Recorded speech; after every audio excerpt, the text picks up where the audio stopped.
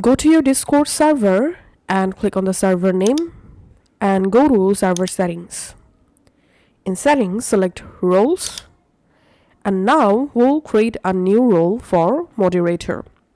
So click on create role, and here role name you can type mod or moderator.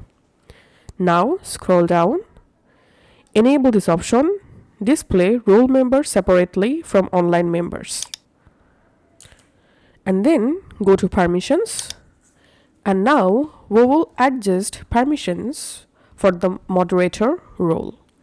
So here you can go ahead and enable or disable any permissions. So I'm just giving view channel permission, manage channel permission, and giving manage server permission, change nickname permission, ban members permission. So go ahead and adjust these permissions for the moderator role, and then click on display, and here you can pick a color for the moderator role. So I'm selecting the red color. We can see the live preview.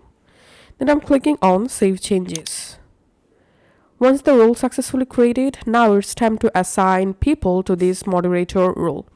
To do that, go back to your server and come to this server member list. Now click on the profile whom you want to make moderator, and then click on this plus icon, add role, and here select mod role. And now this account or this user is moderator of this server.